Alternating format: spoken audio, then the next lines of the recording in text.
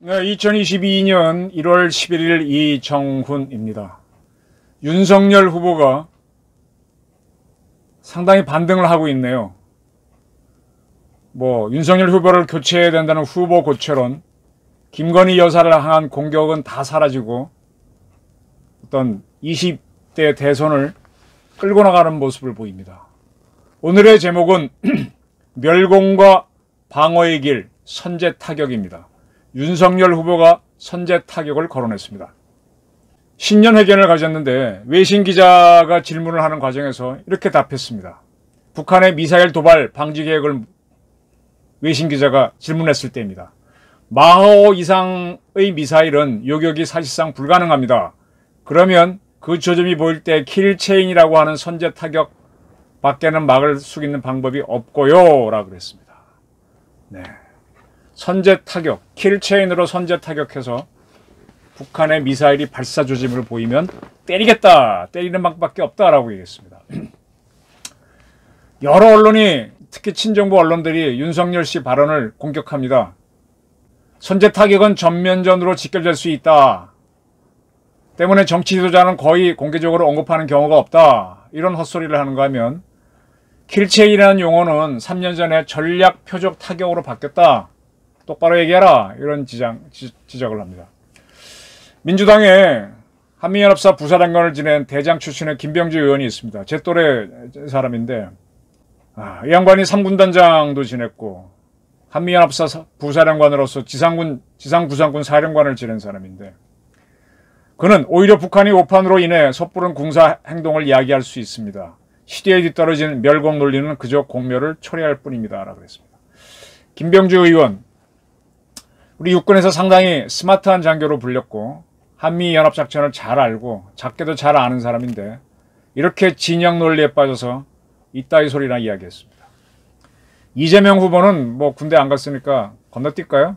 국민이 많이 불안해질 것 같다. 그런 소리를 했다고 합니다. 정의당은 제1야당 후보가 북한을 선제공격할 수 있다고 공경원이 선언하는 것이다. 철모르고 무책임한 발언이라 그랬습니다. 이에 대해 윤석열 후보 측은 선제 타격은 금기어가 아니다라고 대꾸를 했네요. 군 관계자는 조금 정확한 말을 했어요. 마하오 수준의 미사일은 또 마하 6 정도까지는 우리 방어 체계로 요격이 가능하다. 정확한 얘기를 했습니다. 정리를 해줄게요. 선제 타격이 영어로는 preemptive strike라고 합니다. preemptive strike, preemptive attack 합니다. 이거와 매우 비슷한 말에 preventive strike, preventive attack, preventive war라는 말이 있습니다. preventive war부터 설명드릴게요. preventive war는 예방 전쟁으로 번역합니다. 동서고금의 전쟁사를 보게 되면요. 모든 전쟁은 침략으로 시작되는데 침략을 하게 되면 비난을 받습니다. 그래서 침략을 할 때는 반드시 이유를 내봅니다. 예를 들면 일본의 도요토미 히데요시가 조선을 칠 때 정명가도, 우리는 명나라를 치고자 하니 조선은 길을 빌려달라라는 명분을 내걸었습니다. 명나라를 치는 거지 조선을 치는 게 아니다라는 명분을 내고 조선을 격렬하게 공격했죠. 이렇게 모든 전쟁을 할 때는 이유, 명분을 걸어놓고 합니다. 예를 들어 북한이 6.25 전쟁을 이룰 때는 남조선 해방이었습니다. 남노당이 남반부에서 인민민주주의 혁명을 완성시켜야 되는데 그걸 하지 못했기 때문에 도와주기 위해서 남반부 공산화를 도와주기 위해서 무력으로 슬쩍 도와준 게 전면전으로 간 겁니다. 이렇게 여러 가지 이유를 대는 것 중에 하나가 네가 나를 때리려고 하기 때문에 내가 먼저 너를 때려서 네가 나를 때리는 전쟁을 막는다라는 것이 있습니다. 그게 예방전쟁입니다. 북한이 우리를 때릴 것 같을 때 우리가 먼저 북한을 때려서 우리가 공격당하는, 침략당하는 상황을 막는 게 프리벤티브 워입니다.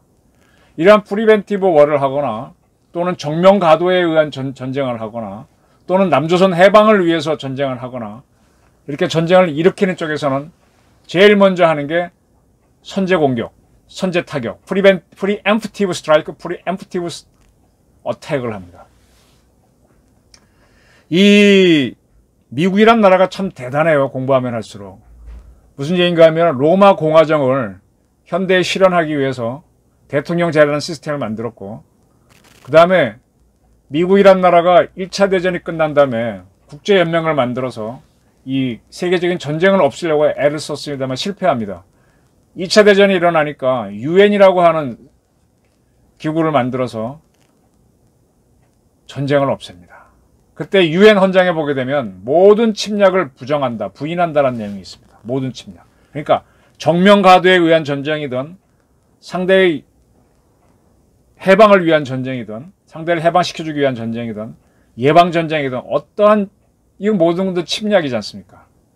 그걸 하지 말라라 그랬습니다. 그래서 2차 유엔이 만들어진 이후 45년 만들어진 이후 세계는 지금 큰 전쟁이 없습니다.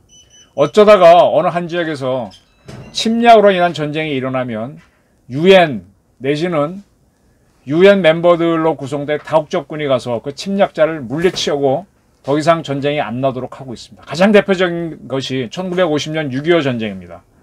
이유가 남조선 해방을 핑계로 북조선 군대가 우리를 치니까 어쨌든 침략이다, 침략하지 말라라는 이유로 유엔 군 사령부가 처음 만들어져서 북한군을 격퇴한 바 있습니다. 지금은 그리고 나서는 이제 유엔 회원국 간의 의견이 갈려서 유엔 군 사령부는 추가로 만들어지지 않고 대한민국만 있는데, 그 이후에 벌어진 세계 도처의 침략 전쟁에 대해서는 유엔이 인정하는 다국적군 사령부가 만들어져서 물리치고 있습니다. 가장 좋은 예가 이라크가 쿠웨이트를 침공했을 때 그것을 물리친 다국적군이 유엔의 승인을 받아서 만들어 작전해갖고 이라크군을 침략한 이라크군을 물리친 바가 있습니다. 그런데 2001년 미국이 9.11 테러를 당합니다. 이 테러는요, 예방전쟁이든 무슨 해방전쟁이든 어떠한 전쟁이 아니라 전쟁이 있기 전에 서로 양국 간에 으르렁 거리고 이런 단계가 좀 있는데, 테러는요, 군사력이 움직이지 않고 스파이 같은 몇 사람이 움직여서 갑자기 많은 또 민간인, 전선에 있지 않은 군인이 아닌 사람을 희생시킵니다. 근데 이러한 세력들은 갑자기 공격하기 때문에 공격을 당한 다음에는 또 어디에 숨어버린지도 금방 찾기도 어렵고요. 그래서 이런 피해를 9.11 테러를 당한 다음에 미국은 그래, 침략전쟁은 안 하지만 그 테러 세력이 어딘가 숨어 있다면 그들을 치는 선제 타격은 해야 된다라고 하면서 프리엠프티브 스트라이크를 강조하고 테러와의 대테러 전쟁을 수행합니다. 이때 그 알카에다 이런 세력들은 아프간에 숨어 있었기 때문에 미국은 아프간을 공격하게 되는 거죠. 결론적으로 대테러 전쟁, 테러와의 전쟁을 하면서 미국은 아프간을 침공하는 게 되는 겁니다. 이 침공을 할 때는 당연히 선제 공격에 들어가니 프리엠프티브 스트라이크가 벌어지는 거죠. 이것이 이제 결국은 미국이 유엔을 만들어 모든 침략을 하지 말라라고 했지만 자기의 국민 안전을 위해서는 필요에 따라서는 결국은 침략이 되는 전쟁을 해야 된다라는 것을 시인하게 된 겁니다. 이게 결국 현실입니다. 말로는요, 나는 물속에서 탁 성냥을 쳐서 불 켤 수 있어. 말은 할 수 있지만 물속에 들어가서 성냥을 탁 쳐갖고 불을 켤 수는 없습니다. 나는 우주에 나가서도 마음대로 이렇게 날아다니고 이렇게 유영할 수 있어. 우주복 안 입고도 나는 다닐 수 있어. 그러지만 우주에 나가서는 공기가 없기 때문에 그렇게 했다가는 즉사를 합니다. 말로는 다 됩니다. 침략하지 말라고 다 되지만 현실 세계에서는 불가능한 게 매우 많습니다. 이제 이 명분과 현실의 차이가 이런 거죠. 자, 북한이 절대 바보가 아닙니다. 그럼 북한은 우리를 만약 위협한다고 할 때 첫방에 우리가 아직 방어 준비가 안 돼 있을 때 가장 강력한 무기를 쏴버려서 그걸로 끝내버립니다. 핵무기를 쏴서 끝내버리면 우리는 다 무너졌고 그걸로 끝이죠. 북한은 전혀 피해도 안 입고, 그죠? 전쟁은 그렇게 하는 겁니다. 단계적으로 소총 쏘고 권총 쏘고 소총 쏘고 기관총 쏘고 뭐 포 쏘고 뭐 미사일 쏘고 이렇게 가는 게 아닙니다. 첫 방에 가장 큰 걸 날리는 겁니다. 그렇기 때문에 이렇기 때문에 지금은 상대가 갑자기 쏠 수 있는 거를 뭘 쏠 수 있을까 이게 상상을 해갖고 또 그것이 저것이 끄다 지정을 해가지고 그게 어디로 움직이는지 추적을 합니다. 그래서 정보 활동이 매우 중요합니다. 그렇죠? 그리고 그것을 비밀리에 발사 조짐을 보이면은 그거를 선제 타격으로 없애야 된다라는 논리가 나옵니다. 그래서 침략을 모두 부인한다는 유엔 헌장에도 불구하고 선제 타격으로 나라를 지켜야 된다는 논리가 나오게 되는 겁니다. 지금 문재인 정권에 있는 사람들, 정의당에 있는 사람들, 또 우리 김병기 의원조차도 선제 타격은 문제라고 그랬지만 김병기 의원이 군에 있을 때 그가 다뤘던 한미연합사에 다뤘던 작전계획 5027 등등에는 거기에도 선제 타격 내용이 들어가 있습니다. 쉽게 말씀드리겠습니다. 전쟁은 D-Day, H-Hour, M-Minute에 일어납니다. 근데 지금 우리는 뭐 고조선 이후 뭐 1000번의 침략을 당했다라고 주장을 합니다. 우리 대한민국은 글쎄요, 광개토 대왕, 그 이전에 대무신왕, 뭐 봉상왕 이럴 때 장거리 원정을 한 경우가 있고 그 외에는 고려 때 윤관이 한번 여진족 토벌을 한 적이 있고 그 다음에 조선 때 김종서하고 이런 분들이 사군육전을 개척한 적이 있고 또 이종무가 스시마 정벌을 한 적, 그 다음에 박정희 대통령이 월남 파병한 걸 제외하면 우리는 이게 원정을 한 적이 별로 없습니다. 이 원정과 침략을 당하는 건 엄청난 차이가 있는데 내가 공격을 할 때는 내가 D-Day, H-Hour, M-Minute를 정할 수 있습니다. 침략을 당할 때는 내가 예측을 해보지만 공격하는 자가 선택하기 때문에 나는 D-Day, H-Hour, M-Minute를 정하지 못합니다. 지금 대한민국 국군이 한미연합사를 통해서 운영하고 있는 작전계획 5027에는 D-Day, H-Hour, M-Minute 개념이 있습니다. 무슨 얘기인가 하면 북한의 침략으로 전쟁을 하게 되더라도 전쟁 개시권은 우리가 쥐겠다. 한미연합사가 쥐겠다는 강한 의지가 작전계획에 포함되어 있습니다. 왜 그러냐? 북한이 우리를 전면적으로 공격한다 그러면 아까 말씀드린 대로 가장 강력한 무기, 핵무기는 부담스럽다고 하면은 장거리 미사일을 빵빵빵 쏘는 거죠. 쏘게 되면 그건 미사일만 날라오니까 인민군은 죽을 이유가 없죠. 그 다음에 뭐가 날라올까요? 비행기가 날아서 폭격을 하고 난 다음에 그 다음에 포를 쏘고 그 다음에 뭐예요? 기갑부대가 돌격을 하고 그 다음에 뭡니까? 그 다음에 보병이 들어오는 거죠. 그래야 인민군도 희생이 적고 우리는 큰 타격을 입는 겁니다. 이렇게 강한 무기부터 쏘는 것이 현대전이기 때문에 막는 쪽에서도 그에 대한 대응 작전을 합니다. 어떻게 하느냐? 저쪽에서 이제 미사일을 쏘려고 하면은 한 발만 쏜다면은 뭐 훈련용이다라고 볼 수 있겠지만 다수를 쫙 발사 조짐을 보이면 이것들이 이상하네 하고 정찰 기능을 확 올립니다. 그래서 북한을 정밀하게 지켜보는데 이때 이제 워치콘을 격상을 막 시키죠. 워치콘 3, 2, 1까지 올리면 1까지 올라가게 되면 데프콘 이제 우리 방어 작전에 들어가는 거죠. 그렇게 쭉 올리면서 자, 우리가 이제 레이더나 위성으로 북한을 보는 건 한계가 있기 때문에 어떻게 합니까?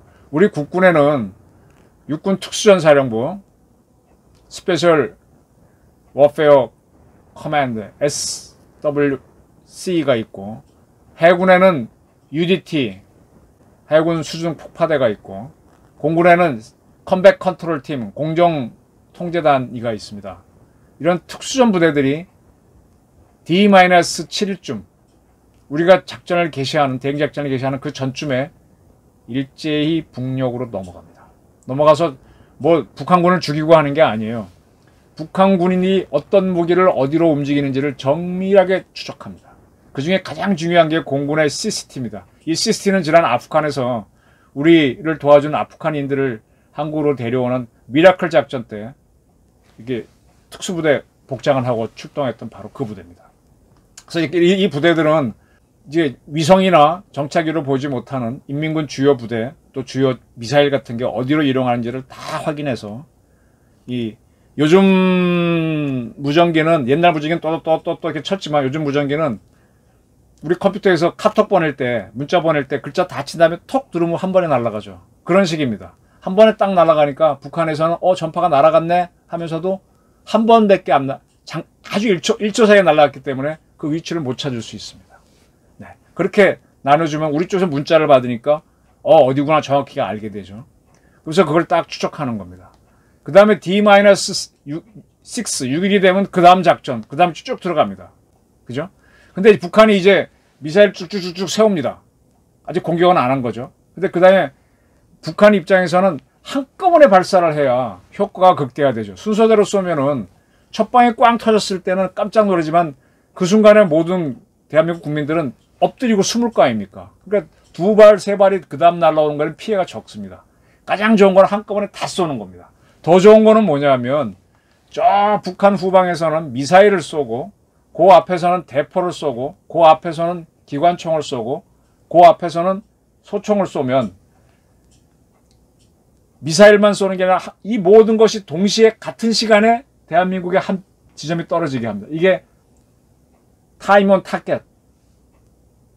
모든 포탄과 총알이 같은 시각에 한 표적에 떨어지게 하면은 미처 숨지 못하고 전멸이 되는 거죠. 네, 그렇게 할 수도 있습니다. 그러니까 이것이 문제이기 때문에 우리 정찰 자산하고 정보 자산은 쫙 지켜봅니다. 북한이 침투한 특수전 부대하고. 그 다음에 이거는 전략 차원으로 들어가는 부대고, 우리 군단에 가게 되면은 그 요즘 특공연대라 그러나 뭐 이런 부대들, 그 부대들은 육군 군단에서는 자기 작전 구역이 있습니다. 사단보다 더 앞으로 가죠. 그쪽에 들어가서 이제 우리 군단이 포경호격을 할 텐데, 포사격을 할 텐데 이게 뭘 맞춰야 되는지 물론 이미 알고 있지만 북한이 막 이동했기 때문에 그걸 확인합니다. 그러면 사단도 자기네 포격 수단이 있습니다. 북한군이 움직이고 있어? 그럼 우리도 대응해야지 하고 사단 수색대를 집어넣습니다. 북한 지역에 D-며칠. 그래갖고 다시 한번 확인을 하고 딱 기다리게 하는 거죠. 그래갖고 북한이 딱 세우는 게 확인이 되고 이 자식이 틀림없이 쏘는구나 라고 하게 되면 일제히 우리도 대응 수단을 발사하는 겁니다. 우리도 미사일을 쏘고 대포를 쏘고 박격포를 쏘고 뭘 쏴서 동시에 다 때리는 거죠. 이것이 바로 윤석열 후보가 얘기한 킬체인입니다. 킬체인. 이게 선제 타격입니다. 확실하게 발사 조정이라고 판단되고 그에 대한 사진도 찍고 이런 걸 찍었을 때는 하는 겁니다. 프리엠프트 스트라이크입니다. 이거는 대한민국 국군이 유지하고 있는 한미연합사의 작전계획 5027에도 있는 개념인데 김병기 의원은 엉뚱한 소리를 하고 있습니다. 이걸 하지 않으면 대한민국 국민은 북한의 첫 타격에 거의 전멸합니다. 핵이 있으면 핵도 바로 쏴야 됩니다. 그렇게 해서 쫙 때리고 난 다음에 그 다음에는 그 표적들이 안 맞은 것도 있을 거 아닙니까? 근데 그 다음부터는 이제 표적이 많이 적어지니까 어떡합니까? 비행기들이 날아가서 레이더나 눈으로 보고 때리는 겁니다. 이게 바로 말하는 하늘로부터의 공격인 A-Day 작전입니다. 이라크 전쟁도 이렇게 했고 아프간 전쟁도 미군은 이렇게 합니다. 그래서 비행기들이 떠가지고 제일 처음에는 스텔스기들이 들어가죠. 북한 레이더망에 잡히지 말아야 되니까. 그걸 때린다면 두 번째 뭐 합니까? 우리 전투기들이 마음대로 들어가도록 북한의 레이더망을 다 때려버립니다. 그럼 북한은 타격 수단도 잃고 우리를 살피는 눈도 멀어버리니까 그 다음부터는 안전하게 들어가서 우리 스텔스가 아닌 전투기 F-15K, F-16, T-50 계열의 전투기에 들어가서 다 때려부는 거죠. 그죠? 그 다음에 어떻게 합니까? 그 다음에는 이제 우리가 군이 들어가야 되는데 우리가 안전해야 되니까 혹시 이제 살아있는 인민군들이 총을 쏠 수 있으니까 우리 방어가 되는 탱크나 장갑차를 타고 기동부대가 들어가는 거예요. 속도도 빠르게. 기동부대가 쭉 들어가서 많이 확보하면 그 다음에 트럭을 타고 차량은 방어가 안 되죠. 거기에 탄 보병들이 들어가서 작전을 하는 거예요. 그렇게 해서 북한을 점령하고 군사적으로 통일을 이루는 이런 과정이 되는 거죠. 자, 북한이 북한이 미사일을 발사할 조짐을 보이면 우리가 그걸 때리는 게 선제 타격이 침략이다 아니다 이 논쟁 할 필요가 없는 겁니다. 이미 9.11 테러를 한 미국은 이미 했고요. 참고로 일본의 헌법은 절대로 침략을 하면 안 된다라고 구조에 되어 있습니다. 그리고 자위대는 미군 작전의 보조용으로 써야 되고 또 어떤 공격을 하면 안 된다라고 규정이 되어 있음에도 불구하고 북한이 일본을 향해 미사일을 쏠 조짐을 보이면은 선제 타격을 해도 된다라는 결론을 내리고 있습니다. 일본은 공식적으로 발표한 건 없지만 북한이 일본을 향해서 다량의 미사일 발사할 조짐을 보이고 미사일을 쫙 이렇게 기립시키고 발사전이 보이면 일본도 일제히 장거리 미사일을 발사해서 그걸 때리려고 합니다. 근데 대한민국은 그런 위협을 가장 많이 받고 있는 나라인데 이 김대중 정권 이후로부터 이거는 하면 안 되는 줄 알아요. 우리가 침략 국가가 되는 줄 알아요. 아유 9,000년, 5,000년 침략을 받은 나라가 억울하지도 않나요? 우리도 한번 침략할 수도 있는 거지, 극단적으로 얘기하면. 근데 우리는 절대로 하면 안 되는 줄 알죠. 그럼 첫방에 우리가 다 맞고 죽은 다음에 뭐 어쩌라는 겁니까? 이거는 그 미국이 냉전 시절 세컨 스트라이크 개념을 만들 때부터 이미 다 깨진 말도 안 되는, 그 물속에서 탁 불을 킨다, 우주에서 마음대로 호흡을 한다는 것처럼 말은 되지만 헛소리입니다. 옳은 개소리입니다. 이걸 오랫동안 반복해 왔습니다. 우리 군에 있는 김병기 같은 사람은 다 알기 때문에 현실적으로 킬체인을 만들어야 된다. 킬체인을 해서 북한이 선제 타격하는 걸 먼저 다 때렸는데도 불구하고 미사일이 쫙 올라오면 그 다음에 어떡합니까? 그 다음에 KAMD로 코리안 에어 비행기도 잡고 그 다음에 미사일 디펜스로 그걸 두두둑 맞추는 겁니다. 이게 천궁2, 천궁왕, 그 다음에 뭐 천막, 뭐 비호 이런 것들이 되는 거죠. 국산. 그 다음에 패트리어트 팩2, 그 다음에 미국이, 주한미군이 참전하면 사드, 팩3까지 들어가서 맞추는 거죠. 그렇게 해서 북한이 우리가 때릴 수 있는 위협수단을 하늘에서 다 제거해 보는 겁니다. 비행기가 날라와도 막아내고요. 그 다음에 어떻게 합니까? 그래? 그래도 북한이 또 공격을 하면은, 아까는 이제 우리가 킬체인을 통해서 북한이 쏠 수 있는 미사일 발사대만 정밀하게 타격했는데, 그 다음에는 융단 폭격하듯이 대량으로, 너희가 우리를 때렸어. 일단 미사일을 발사했지. 그러면 거기에 대한 복수를 하는 겁니다. 복수가 영어로 뭡니까? 응징이죠, 응징. 응징. 그러니까 이거를 retaliation 또는 네가 나쁜 짓을 했으니 내가 처벌한다. punishment. 그래서 PR, punishment and retaliation, PR이라 그러는데 한국형 대량 응징 보복 자전이라서 Korean Massive Punishment and Retaliation, 그래서 KMPR이라고 합니다. 이걸로 쫙 그때는 우리 육군 대대가 갖고 있는, 연대가 갖고 있는 포병까지 다 동원한 겁니다. 자, 사단은 앞에 있는 포병연대를 동원해서, 또 연대는 포병대대를 동원해서 각자 자기 담당 이북 지역이 있거든요. 거기에 숨어있는 인민군을 다 때리는 겁니다. 대대 포병이 쏘고, 연대 포병이 쏘고, 사단 포병이 쏘고, 군단 포병이 쏘고, 그 다음에는 우리 지상작전사령부 차원에서 천무를 쏘고 이렇게 하는 거예요. 그 다음에 육군 유도탄 사령부에서 미사일을 때리고 이렇게 하는 거죠. 그렇게 하면 북한이 초토화되죠. 그럼 우리는 굉장히 요란하고 시끄러웠지만 우리 국민들은 거의 피해를 입지 않습니다. 그래서 KMPR로 우리 국군 용사들이 뭐 기갑 차량을 타고 들어가지도 않고 상황을 끝내서 평정하는 거죠. 이게 그래서 우리가 이제 KAMD, 킬체인, KMPR 이 3K 체제를 만드는 겁니다. 그리고 최근에 와서는 자, 북한이 드론을 만들고 드론을 투입하고 또 뭐를 합니까? 또 이제 작은 박격포탄을 갑자기 쏘게 되면 큰 거는 잘 잡지만은 못 잡을 수도 있거든요. 그래서 그걸 잡아내는 것이 이스라엘의 아이언돔이 있기 때문에 이 이스라엘의 아이언돔을 뽐따서 K 아이언돔을 만들려고 합니다. 그래서 K 아이언돔을 국산화하겠다고 지금 나서고 있는데 아마 이게 우리 기술로는 금방 안 되기 때문에 이스라엘과 공동 개발하는 아이언돔을 하라라는 걸 제가 한번 지난번에 방송한 적이 있습니다. 이렇게 되면 우리 국민들은 안전하게 되는 거죠. 바로 이런 안전과 이걸 하기 위해서 우리가 지금 막대한 국방비, 우리가 600억 달러 정도 쓰고 있죠. 일본하고 비슷하게. 이걸 내고 있는데 이렇게 잔뜩 마련한 무기가 있음에도 불구하고 북한이 쏠 때 우리는 먼저 다 얻어맞고 국민은 죽으라는 게 선제타격하지 말라는 논리입니다. 자, 이거를 진짜 오랜만에, 이 평화는요, 저는 누차 공부하다 보니까 저는 굉장히 헷갈렸습니다. 블라디드 피스입니다. 피 흘려 지킨 평화지 공짜의 평화는 없습니다. 제가 이렇게 떠들고 하려면은 저도 나름대로 많은 책을 보고 저도 많은 현장을 가보고 미국 사람들도 이야기해보고 이거 봤기 때문에 떠드는 거지, 제가 맹탕이면 떠들 자신이 없고 이렇게 자신있게 얘기 못합니다.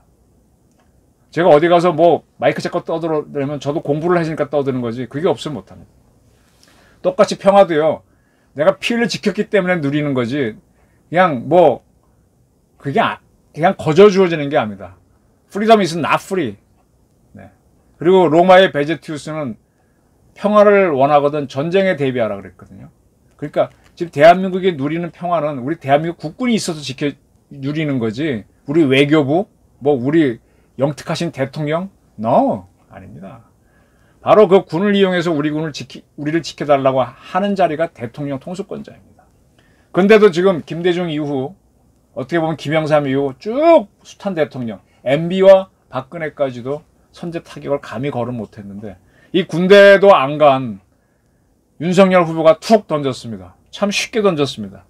이렇게 쉽게 가면 돼요. 이렇게 군을 너무 두려워해서 쩔쩔매는데 어렵지 않습니다. 미국도 세계에 미군을 파견해 놓고 있기 때문에 자기네 평화를 유지하는 거거든요.